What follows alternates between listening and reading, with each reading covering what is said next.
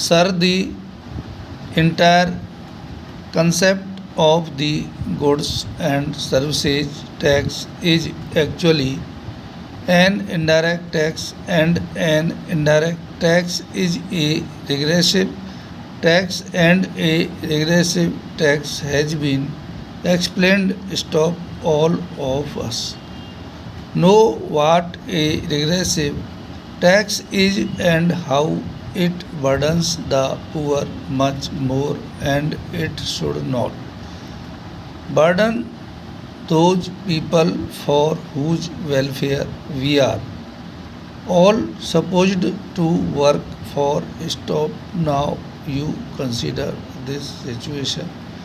In India today, the direct tax component revenue in our country today for our country's resources is 37%, 62% already comes from your indirect taxes stock. That is, the people are burdened by that amount. Stop. In the last budget, which the Honorable Finance Minister presented, he said indirect taxes have been hiked to the tune of around 20,000 crores of rupees, while the direct taxes have been reduced by over a thousand crores. What are you doing enriching the rich and impoverishing the poor? Sign of interrogation para. Now in this sort of an atmosphere, compare our 37% of direct tax collections with the other emerging economies in South Asia. Stop. Look at Indonesia. They have a direct tax revenue component of 55%. Stop. Look at South Africa, part of your BRICS.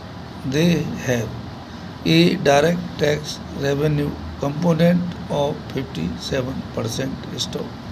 We have it at 37%, and on top of that is the GST. Stop. If you do not have a cap on its limit, a limit on the GST, it will be an increasingly regressive tax that will impose greater and greater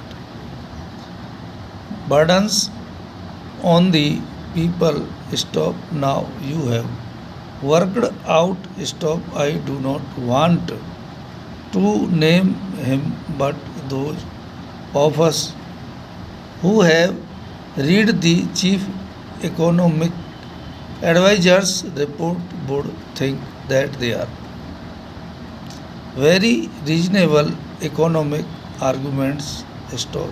Those are economical sound arguments that have been put in there. Stop. The revenue neutral rate was estimated, and that has already been explained in the House to be 15% or 15.5%, whatever that exact figure is. But remember, sir, there was an RNR calculated in 2014, which we was then very strongly opposed, and that RNR that was calculated then was 27%, 13% as the central taxes, and 14% as the state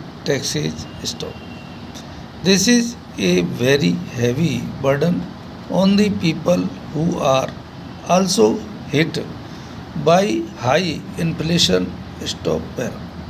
Now, if you have this sort of an RNR and on top of that you have the bands. You may have bands less than that, but then a tax rate of around 24% or 25% that will just cripple a vast majority of our people. Stop. I have said this before. What is the reality today? Stop. It is reported that in the last 1 year the number of USS billionaires in our country have increased from 100 to 150. Stop. Wonderful. May that tribe increase. Stop. So as your own saying goes, that is signing India. What does the 2011 economic data report show? In 90% of Indian families, the bread earner of the family earns less than rupees 10,000 a month.